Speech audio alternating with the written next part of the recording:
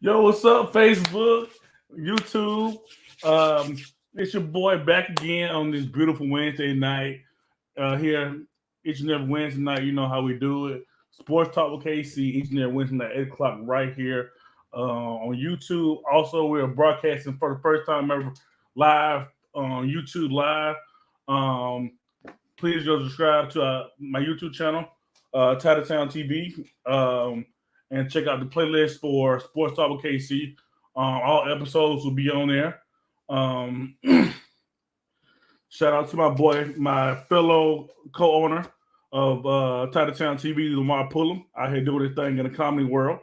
But tonight it's all about sports, and of course, being from Tuscaloosa, we got to talk about the Bama Auburn game. So let's get into it real quick. Um, Bama number 3 currently. Alabama beat Auburn 24-22. Went to 4 overtime, man. Uh, Great game. Big back and forth defensive struggle between the two teams. Both teams play their hearts out. I know a lot of Bama fans would disagree with that, but it was a heavy game put up by Auburn. Of course, they show up every year to play against us. No matter what their record is, they can be 1-10 going into the game. They always gonna show up and show out against us, Alabama Crimson Tide. But yeah, man, this game went to 4 overtimes. And it was scoreless. It was scoreless all the way until the middle of the second quarter. Both teams was putting back and forth. Both defenses were stopping the offense and making them turn the ball over on third down. They had 11 combined punts until 6 minutes and 59 seconds into the second quarter, where Auburn struck first with the 15-yard touchdown pass from former LSU quarterback T.J. Finley.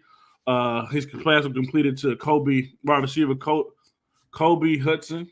It was strange to see that Auburn was the one to score first, seeing that Bama had so much offensive talent. We'll get into a lot of that talent here in a second, which was one of the reasons why we didn't play as well. But definitely proud of Auburn, how they played. TJ Finley especially got banged up in the game, had a bad ankle for most of the game. Played his heart out.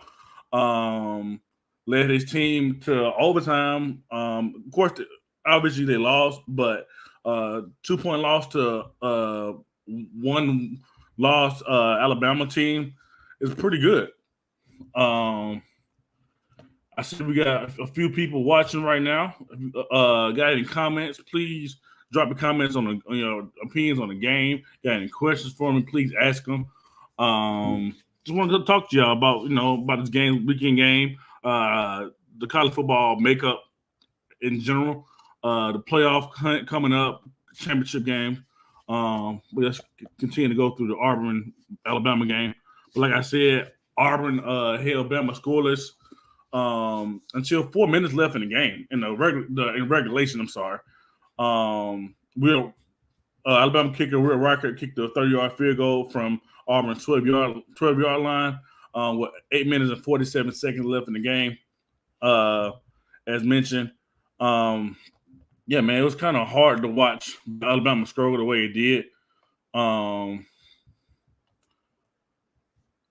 definitely expecting a lot more points from them. Expecting them to, live up to their Bama. But, I don't want to be an entitled fan. I know Nick Saban talked about a lot of entitled fans this past week, over the weekend or whatever. I'm not one of those guys. I know how to lose. When we lose, we lose. But when we win, we got to celebrate. I mean, we used to excellence. 17 national championships or whatever. So,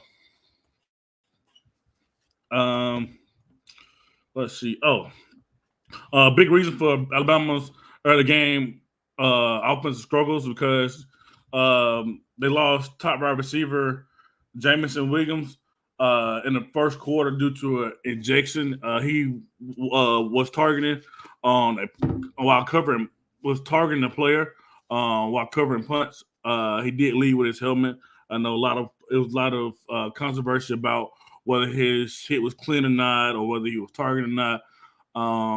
But at the end of the day, the referees made their call, and we had to live with it. Luckily for us, the game did go in our direction. But yeah, man, that was a huge blow for Alabama. He's the best receiver I believe one of the best receivers in the nation. Obviously, he's the best receiver in the SEC. He leads the SEC in receiving with over 1,600 yards. I posed a question to y'all Facebook. I know my answer. I want to hear y'all. Do you continue to risk losing a player of his caliber by playing him on special teams, particularly on covering kicks and punts, or do you just use him strictly as a receiver and occasionally as a punt or kick returner? Let me hear y'all answers to that question in the comments. And like I said, if you have been following along, please check me out on YouTube Live right now. Like, share, subscribe to that YouTube channel. Taylor says Georgia is beating Bama this year. Hate to say it, but this is their year.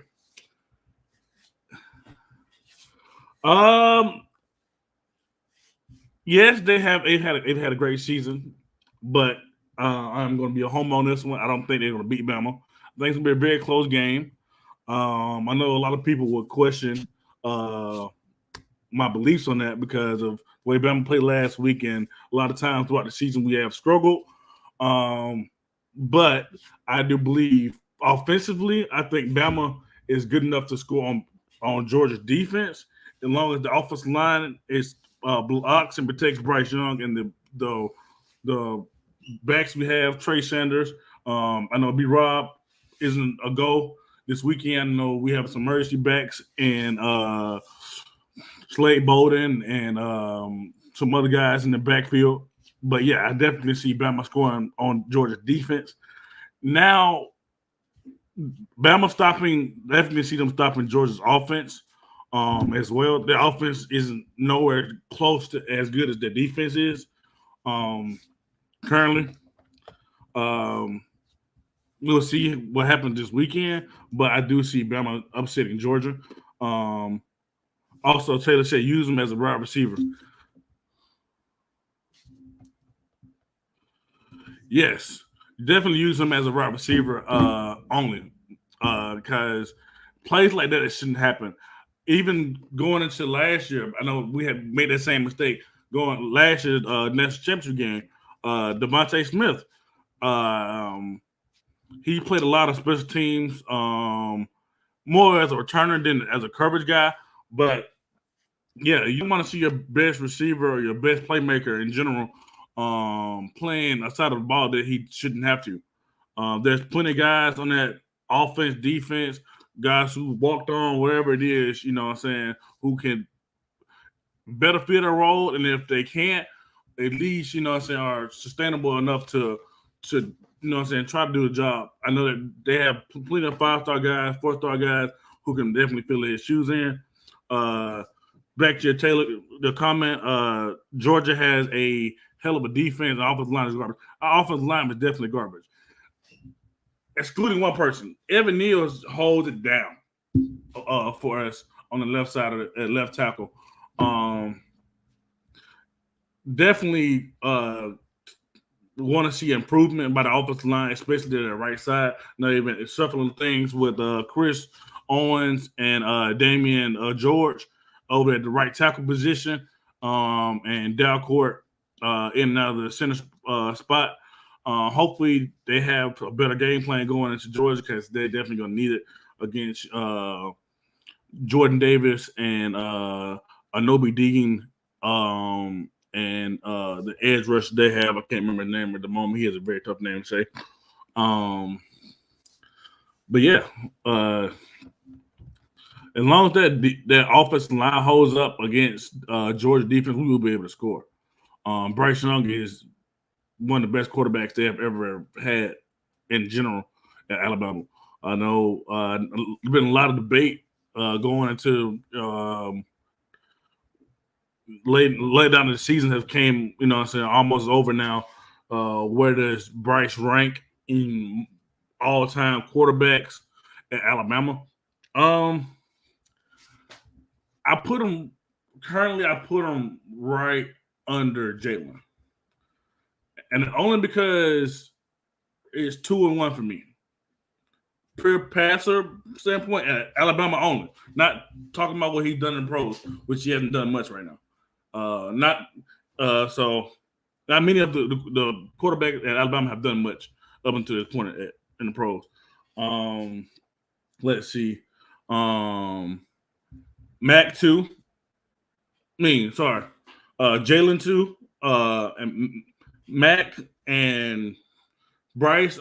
If Bryce wins, especially Bryce wins national championship this year, he's definitely right there with Mac far as I go, far as me. You know what I'm saying? I really like what I've seen from Bryce so far in his first full season. He definitely should win the Heisman.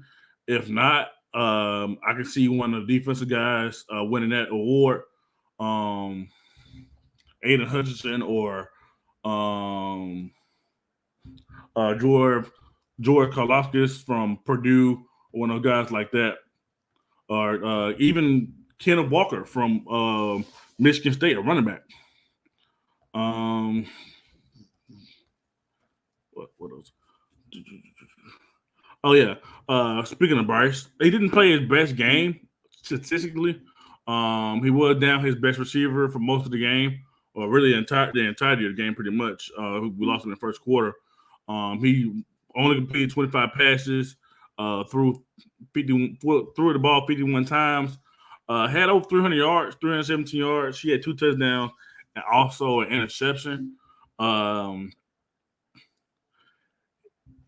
At times of the games, he didn't look comfortable. He looked like he couldn't decide whether to run or to throw a lot of time when he got under pressure. Didn't actually throw the ball downfield. They great this game, but he was able to get us through to the end. Got us through 4 overtime and won the game for us. He did have his other receiver, John Mechie, who had 13 receptions for 150 yards. No touchdowns, but he was targeted 22 times. That speaks to the greatness of John Mechie. When it was time for someone to step up, he put the team on his back and said, hey, throw me the ball. Make sure you get me the ball. I know we don't have Jameson. I know we don't have, our top target, but put the ball in my hands and I'll make plays. He wasn't alone. Ja'Cory Brooks had 2 catches, only 49 yards, but both those catches were important clutch plays. The touchdown was a 28-yard touchdown to tie the game up. Tie the game up 10-10.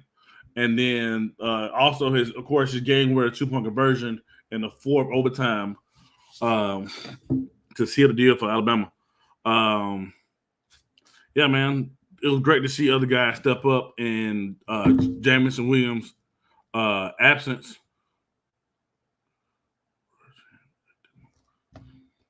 Taylor says, who are my top 4 teams at the moment? Hang on one second. I'm going to finish up this review on this past week game, and I'm going to get to you on that because we definitely are going to talk about the rankings, the college football rankings. Where was I? Let's talk about these defenses, man. Both defenses played a great game. Alabama defense was able to hold Auburn to just 22 points. Most of those points coming into overtime, of course. They only scored 10 in regulation.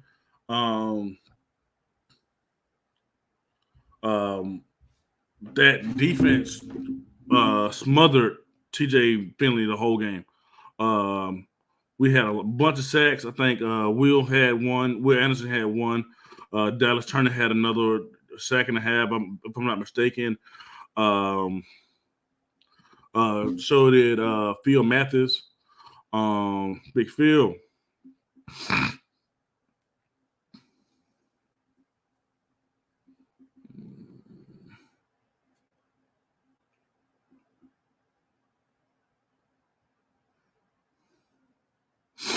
Oh yeah, Kool-Aid had one. Lil Wright had one too. So I mean, their defense has proven in this game and other games as well. When that defense comes to play, it is one of the best in the nation. That's why I do believe we do have the edge over Georgia. Georgia offense is not that great. We've seen teams shut that deep offense down, and their defense but Georgia defense just completely shut down the opposing offense.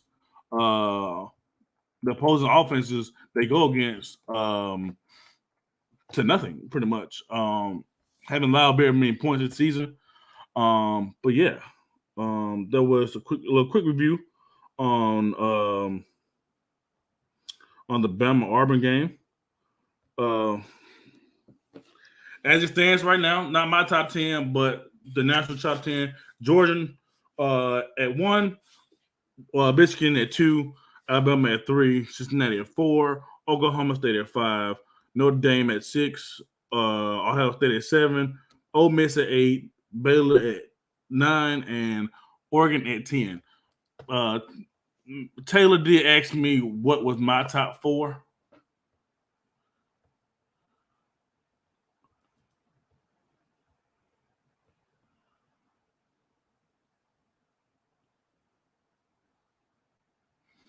You are absolutely correct about that, Taylor.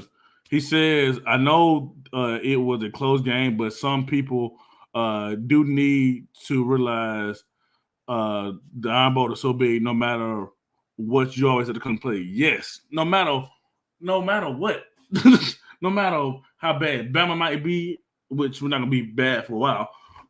But no matter how bad Auburn is, it's always gonna be a great game.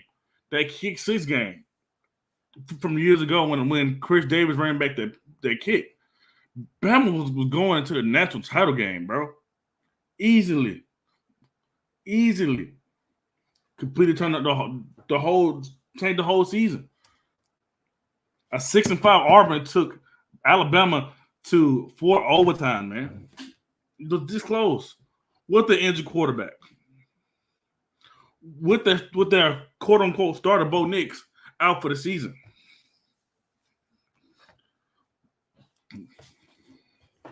Yeah. Back to the college football rankings. I do believe they have it correct with those top 4. Georgia, of course, number 1, but them being the only undefeated team. Well, the only Power 5, only Power 5 team still undefeated. Georgia 1. I would like to see Bama back in that 2 spot. But I understand Michigan went over Ohio State. Trump that. I would definitely take that. As it stands right now, Michigan would play Alabama in the 2-3 matchup in the college football playoff. And then Georgia will play Cincinnati, number 4 ranked team. I would, outside of those 2 spots, 2 and 3 spots swapping, I don't change anything. Cincinnati coming in undefeated, of course, they deserve it. You know, they went down their schedule. They beat who they beat. They play who they played. Can't argue it. Alabama, of course, they're 11-1. Their one loss is to a very, very talented Texas A&M team, regardless of who they lost to. You know what I'm saying? No matter who they played, I'm saying in the past or how their season has gone to this point, that loss does look pretty bad right now. But that team is very talented. They will have 3 first rounders. I guarantee that in this year's draft. Isaiah Spiller, running back. The best tight end in the nation. Jalen Watermeyer. And offensive guard tackle, Kenyon Green. Oh, I'm sorry. And DeMarvin Leal. How can I forget about that guy? 3 technique, 5 technique, edge rusher. What do you want to call them? Some four first rounder guys on a team that we lost to. Michigan at number 2. I would definitely, like I said, between those 2-3 matchups, you can definitely swap those around. And I don't think anyone will argue with that. Maybe some Ohio State fans or whatever like that, probably could, say that Michigan win over them is Trump's Bama whole schedule. And then Georgia at 1. No argument there. Who's your top 4, Taylor? And if you would like to be on the show right now, I'm about to post the link to jump in, hop on the show, pop y'all shit, you know what I'm saying? Let y'all talk, about the I just pasted it right now, about to pin it in the comments.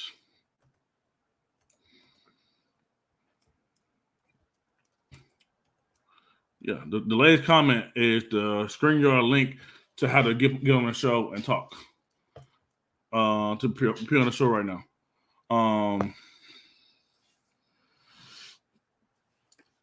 I was hoping to get some love for Notre Dame. That might have been it. But seeing that Brian Kelly is no longer there, who's what I'm saying? There's no point. There's no point in putting him in there no more. I was convinced with their win up this weekend. It doesn't mean anything because they don't have a championship game to go to. They're definitely independent. The championship games are decided, and hey, enjoy one of those great bowl games, guys.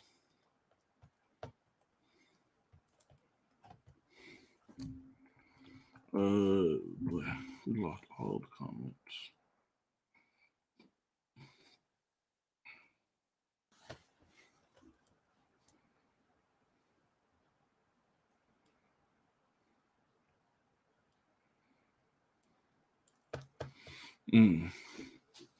Yeah. As I mentioned, we're broadcasting live from YouTube. Go like and share, subscribe to TitletownTV's YouTube channel. This merch and also this T-shirt will be available soon for you guys. Here in the next coming weeks. Probably expecting to see you around the top of the year.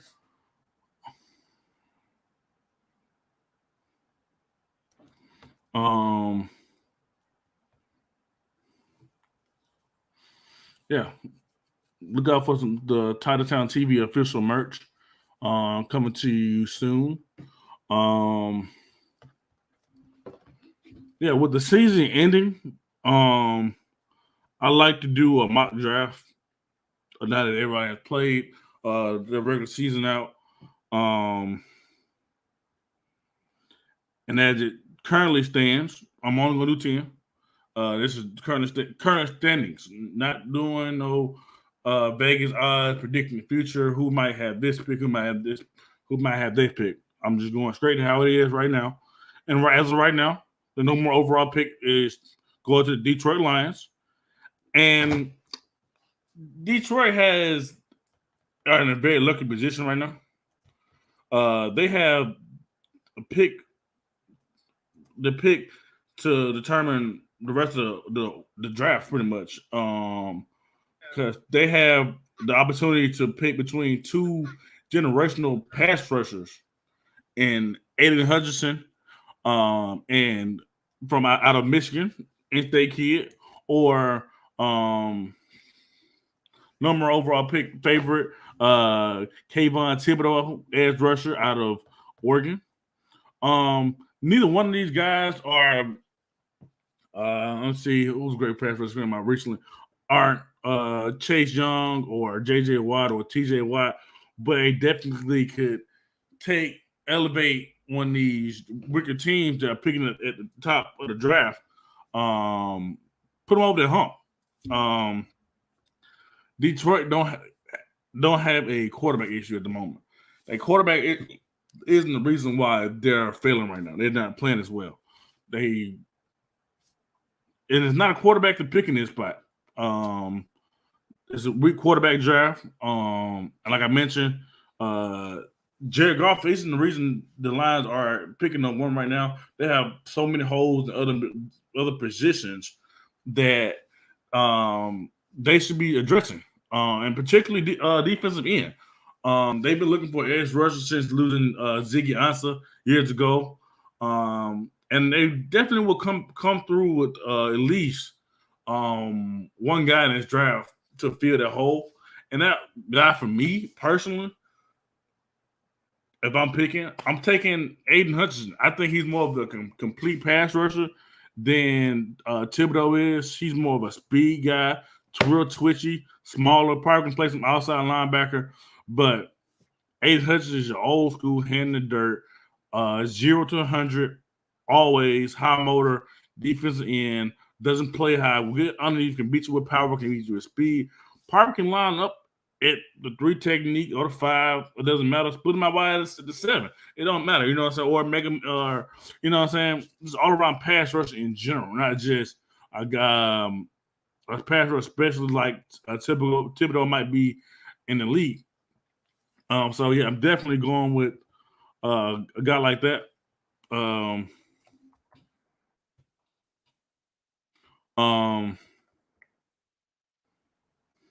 Let's see. With the number 2 overall pick, like I just mentioned, the top 2 teams have a pick a little far as edge rushers go. So at number 2, of course, the Houston Texans. They do have their own first round pick this year after the whole D-Hop debacle a couple years ago, trading him to Arizona. They finally got their first round pick, and they are picking Kayvon Thibodeau out of Oregon, defensive end, edge rusher. Yeah, he's been touted as the number 1 guy going into this season. Last year, played great, caught on very well for the Oregon Ducks, despite not having Justin Herbert, obviously. At quarterback, they had a down year last year, but Thibodeau played great. This year, they played a solid season there right now. They're ranked number 10. They're ranked 10 in the nation right now. But yeah, man, Kayvon Thibodeau to the Houston Texans. We had a change in the draft order within the last couple of weeks. Jacksonville now 6 at 3. And I have them drafting Alabama offensive tackle. Yes, I said it. Alabama offensive lineman. He's the best O-lineman in this year's draft. I promise you that. No matter what's going on, he's going to block somebody. He did allow 1 sack this past weekend, but Auburn's defense is incredible. Come on now. Their defense is shut down. No matter how bad the offense played this season, no matter who played quarterback, that defense is stay good. But yeah, Evan Neal at offensive tackle for the Jets for the Jacksonville Jaguars for the next 10, 15 years. Book it. Speaking of the Jets, have them picking 4. Number 4. And then we'll be drafting some say the safest pick in this year's draft, a surefire top 5 pick. Safety out of Notre Dame, Kyle Hamilton, tall kid. I think he's about 6'2", 6'3", 215. Can play in coverage, can play in the box. Just all around safety, man. Not really sure what they're doing with Marcus May. But at one point in time they did have him and Jamal Adams, current safety for the Seattle Seahawks. But I definitely seeing them get a pair of safeties to address that secondary. And I know a lot of people want think they should trade over Jacksonville to get Evan Neal and help with the offensive line. I think they're set at left tackle with Mekhi Becton, and using Neal as a right tackle isn't what he's built. He has played right tackle at Bama, but I'd rather see him playing left tackle for a franchise, especially like Jacksonville, who has a bunch of talent who just need a few kinks away.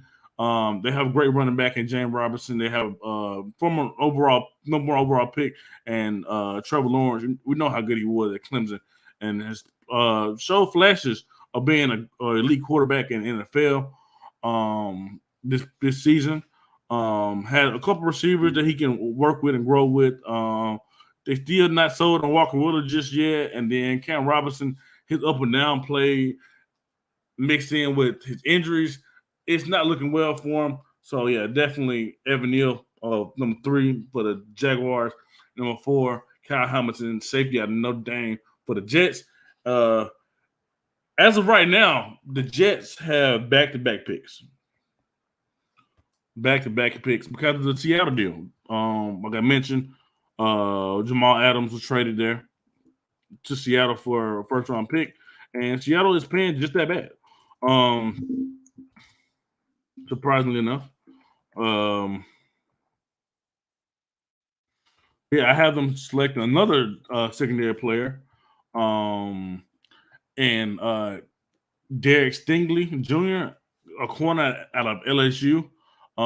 He's been the top corner since he stepped on the field in the Bayou down there in Baton Rouge.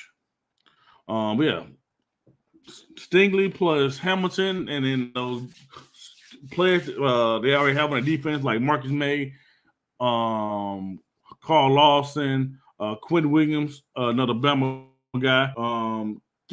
Make some noise at least defensively while they slowly get the offense together under Zach Wilson and Robert Saleh, their head coach.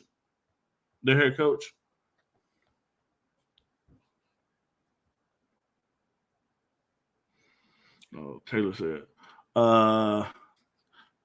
my top 5 is exactly what you said. Michigan win over Ohio State definitely is big for them. It's been like 8 years or so since they beat them. I definitely see them at number 2 as long as they win their conference. And they will. And they should easily win that conference and go on to the playoffs. Yay for Jim Harbaugh, man. Like, yay for him, but like his job was definitely on the line. Definitely was on the hot seat going into the season. If he didn't beat Ohio State, I don't think he'd probably be there anymore. He might be coaching under his brother right now in Baltimore next year. But yeah, great choice. Who are your final 2? I know you got Georgia 1, Michigan 2. Come on, man. I'm not sure if you're a homer or not like me. Bama at 3. But yeah, let's continue this mock. At number 6, we have the New York Jets with their back-to-back picks, just like the Jets and the Eagles that follow them. But yeah, I have the New York Giants selecting George Karlaftis, edge rusher out of Purdue. Sorry, no, I don't. I don't have them picking him. Oh man, I'm jumping ahead of myself. Sorry, I have them picking Kingsley Agnagbari, edge rusher out of South Carolina. The lone bright spot for South Carolina this season has been Kingsley. Been a terror on defense against offenses this season in the bad SEC West. They played some other teams. They played some other teams, and he played just as good. Like I said, the long bright spot for them can take over games. He isn't as polished of an edge rusher as Hutchinson and KaRon, but he definitely has Pro Bowl ability. We'll definitely see him play on Sundays. Obviously, him being the top 10 pick.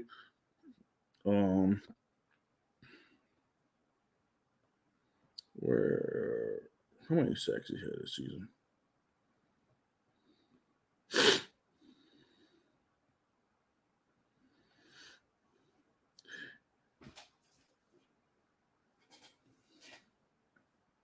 He only had 4.5 sacks this season, but that doesn't define him as a player.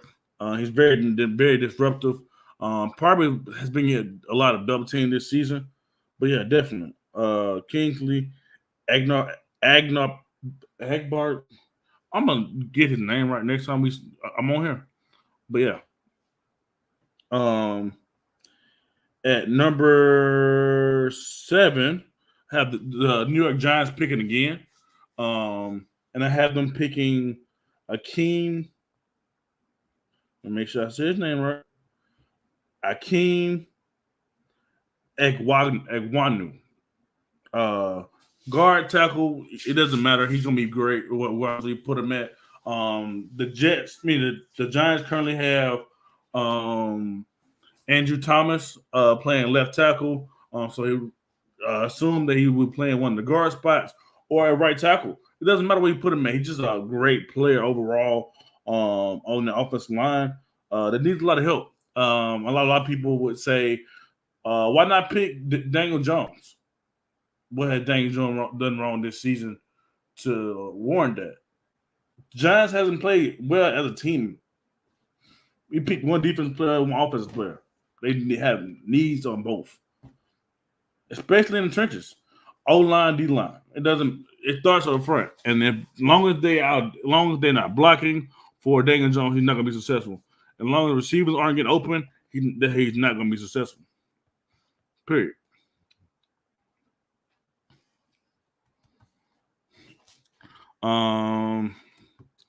Continuing down the draft order.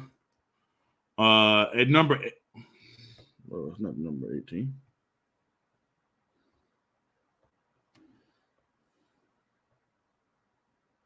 At number 8 and number 9, the Philadelphia Eagles. I have them drafting George Karlaftis to bring some youth to that defensive line that needs a lot of it. They've been depending a lot on Brandon Graham. Derek Barnett got hurt this season. Fletcher Cox isn't getting any younger. A guy he probably can trade and get some more picks or pieces for.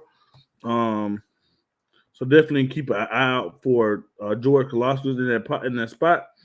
And then the number 9 pick, I have them drafting Ahmad Garner, the corner out of Cincinnati. A lot of people might say that it might be a little reaching, but it's no question that the Eagles have a need at corner. They can't stop nobody. Darius Slay is their only corner that stops anybody this season.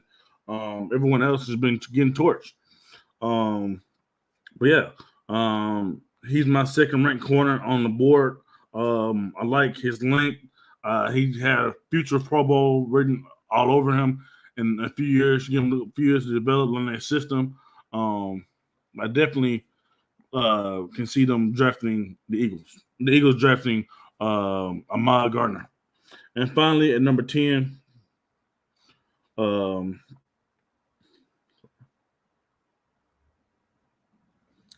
Carolina Panthers have them drafting offensive tackle Charles Cross who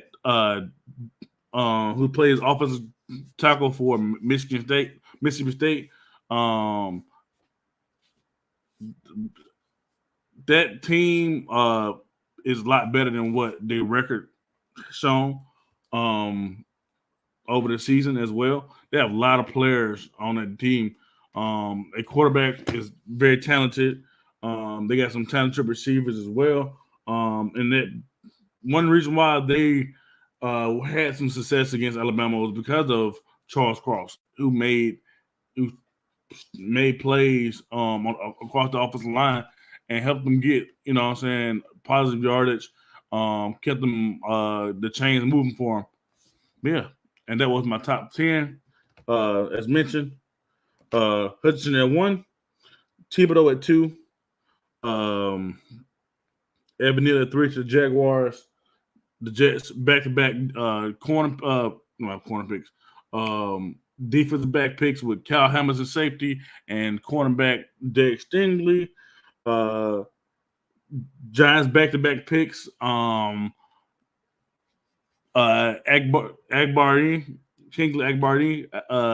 edge rusher out of South Carolina. Offensive tackle or guard Akeem Agwanu. Philadelphia selecting George Kalafdis, Ahmad Gardner to help the defense out, and then close out the top 10. Charles Cross.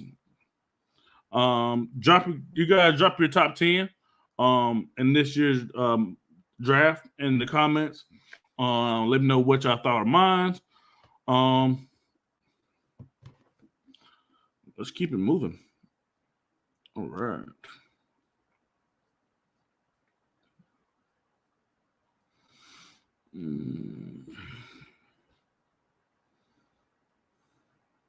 We talk Georgia, Bama. We talk Auburn, Bama. Talk the top 10.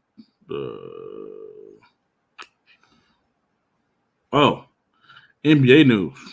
That's what I meant to go to next. Last night, the Los Angeles Lakers, my poor Lakers, lost again to the Knicks, 106-100. As a lot of people may know, LeBron's out for at least 10 days. So we'll be hoping and praying he comes back and make a speedy recovery to help us out. Westbrook had a solid game. He had 31 points, 13 rebounds, 10 assists. Shot the ball pretty well, was 10 for 18. Shot the ball from three pretty well, going 50%, 3 for 6. 8 for 9 on the 3-point line, not 3-point, free throw line. He did turn the ball over 6 times. That's Westbrook for you. You know, he tried to make a lot of plays. Sometimes it works, sometimes it doesn't. Anthony Davis had a solid game, 20 and 6. Avery Bradley got a guy that's been getting a lot of flack for him to be in the starting lineup, had 15 and 9. DeAndre Jordan had 6 points, but he did have 11 rebounds. That's pretty good. CHT, a guy that we probably could have traded last season, and got a better player. Hasn't played that great this season and hasn't showed reason why we invested in him. A lot like a guy named Kyle Kuzma. But yeah, man, off the bench we have Malik Monk with 12, 4 and 4. Carmelo Anthony, probably one of the top 6 men, had 12 points as well. Evan Fournier, a newcomer to New York, had 26 points, 4 rebounds, 2 assists. Julius Randle former Laker. Julius Randle had 20 points, 16 rebounds. RJ Barrett had 12 and 7. Alex Burks had 12 and 6 off the bench. Quickly had 14. Obi Toppin had 12. Great team performance, from top to bottom for the Knicks. Just won a great game for the Lakers, man. Laker Nation, what's going on? If you're a Lakers fan, please hit me up. Let's talk about it. Let's see what improvements and adjustments we can make, to get this team over the hump. Oh man.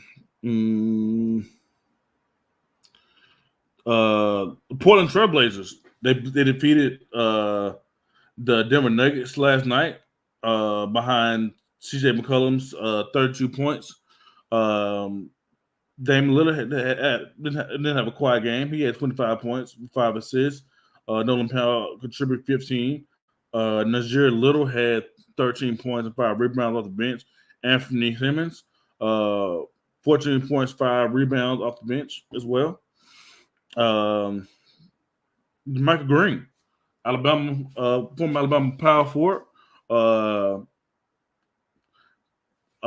contributed 35 points, 24 points. Sorry, Jeff Green.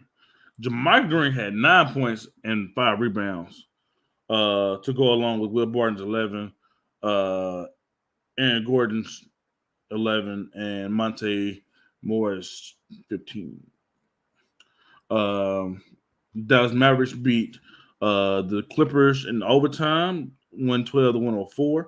Luka had 26 and 9 and 9. I had almost triple double.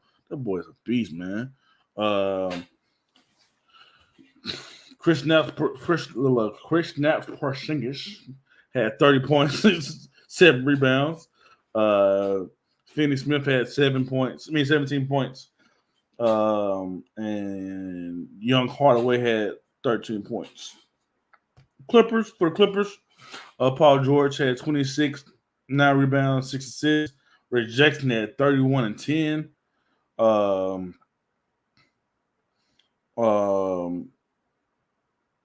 Yeah, man. I'm not sure what happened. I watched a little bit of the Clippers game. Not sure what happened to the Clippers at the end, but yeah, man. Great game. Obviously, went to overtime. The Miami Heat beat the Detroit Pistons only by 8, 100-92. Cedric Bay had 15 points, 5 rebounds. Jeremy Grant had 21 points, 7 rebounds. Frank Jackson had 13 points on the bench. And then Diallo had 10 points on the bench. But Miami, Lowry had 15. Jimmy Butler had 15 and 9. So did Bam Adebayo. 11 points by Duncan Robinson. Tyler Hero contributed 31 and 8 off the bench. Ooh. Cook up, Tyler. But yeah, those were the scores from yesterday. NBA's slate. Currently, the Trailblazers game is over. They lost to the Kings 25-21. 125-121. This is why Damian Lillard wants to be traded right there. You can't get any help, bro. You can't. All he want to do is win. And losing to the Sacramento Kings does not help you win a championship. Atlanta Hawks beat the Spurs today, 124-106. The Lakers rebounded and to beat the Pacers, 124 to 116 in overtime. The Warriors defeated the 76ers after losing last night's game to the Phoenix Suns.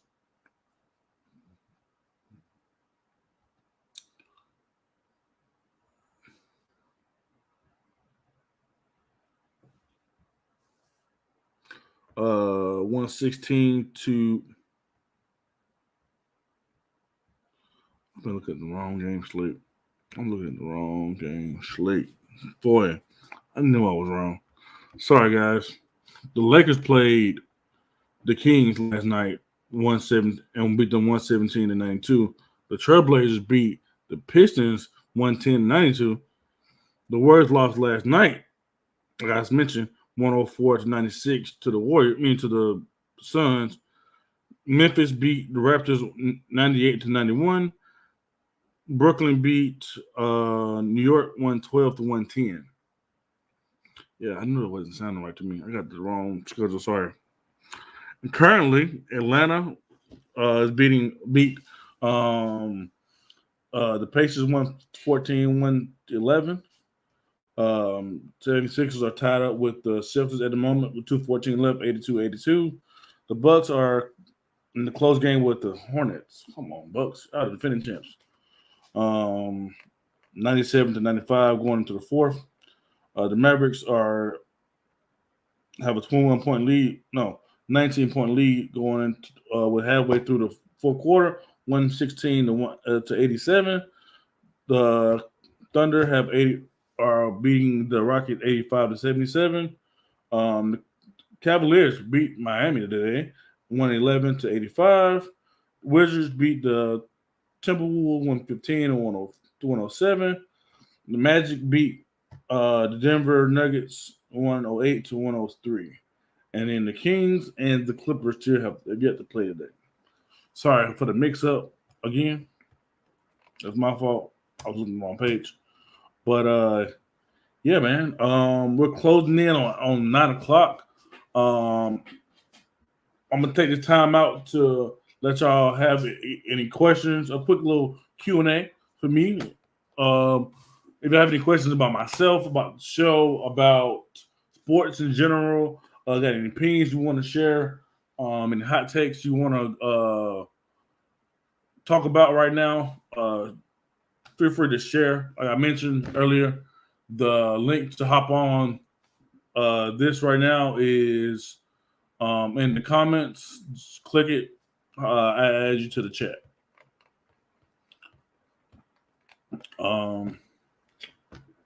Yeah, and while we wait on the comments and someone to hop on, like I mentioned again for like the third time, subscribe to TitletownTV, where we shine a spotlight on the true champions of the community. Watch the SportsTalk KC playlist, as well as check out the Family First series, where I interview my cousin and his girlfriend at Mellow K, poetry, coloring book, poetry book, great artist, great poet. Crystal Frenchwood and Alonzo Archibald. Go out, check out that video. Like, share, subscribe. Go check out my buddy Lamar Pullum, his comedy page and his personal page at Lamar Pullum and comedian Lamar Pullum. I'm pretty sure he has plenty of skits and flyers for the upcoming shows. Go check him out. But yeah, I'm gonna sit here for a couple more minutes. You guys, fire up the questions.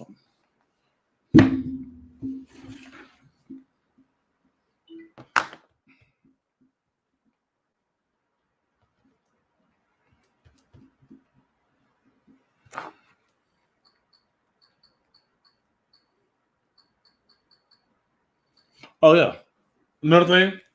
Drop your score predictions on Georgia Alabama game. I'm going to reveal mine at the end of the show here in about 4 minutes.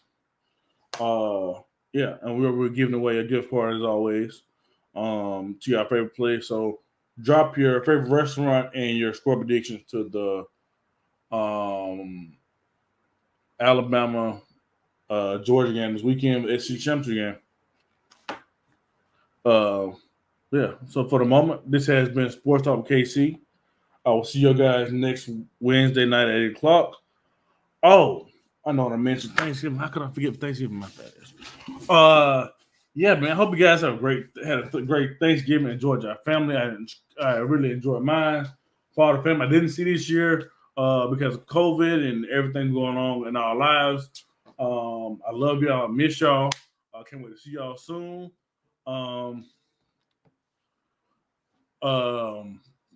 That phone call threw me off. Yeah. I was thinking a lot about certain players and if they were a Thanksgiving side or a dish, what would they be? Comment also answer that too. What were your favorite players? What is your favorite team, favorite NFL team, NFL player, whatever like that? I'm going to do it based off the Alabama players. And for me personally, my favorite Thanksgiving dish is macaroni and cheese. And so for me, if I'm doing balance players, I'm thinking who's the most important player? Because me personally, it's the most important dish. I know turkey and ham are like considered quote unquote the star because they're the meat dish, but and turkey's probably one of the mascots for Thanksgiving. But definitely mac and cheese number one. And in that spot, I would like to add Bryce Young, QB Bryce Young. Smooth, man. Smooth thrower, smooth runner. Once he's out of that pocket, he's gone. Whenever he gets to he decides that he wants to take off. There's not many better players running the ball at the quarterback position than Bryce Young. Back to the turkeys. I would say as Nick said, man. It starts with him. If he's not prepared for the game, they're not prepared for the game. If he doesn't get those players ready for Saturdays, get them motivated throughout the week, then they're not going to play great. And the turkey is the supposed to be the head dish of Thanksgiving, and I'm going to go with Coach Saban as our turkey. Our ham, I'm going to give that to one of the guys in the trenches, and Evan Neal, big boy, 6'7", 200, 350 pounds. He might be at 240 now. I know he's been losing a lot of weight throughout the season and the off season, whatever. But yeah, he's definitely a ham. And then to round things off, of course, there are more dishes to go from, to look at and go through. But for me, our dressing is Will Anderson, of course. One of the best pass rushers already in his young career at Alabama. Will Anderson Jr. Probably going to be SEC Defensive Player of the Year. Leads the SEC in sacks with, I think, 13 and a half, 14 and a half.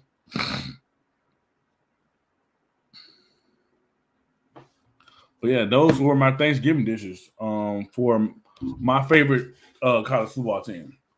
But yeah, man, we got like a minute left. Like I mentioned, go like, share, and subscribe to TitletownTV. Follow the new TitletownTV Presents SportsTalk with KC page, where this is broadcasting from live right now. Please don't forget to comment your favorite restaurant, your score predictions, and your Thanksgiving dishes for your favorite players and teams. But yeah, man, you guys have a good night. See you guys next week. This is Sports Talk with KC. I've been the host as always, your boy KaRon, KC Caddell. I'm out.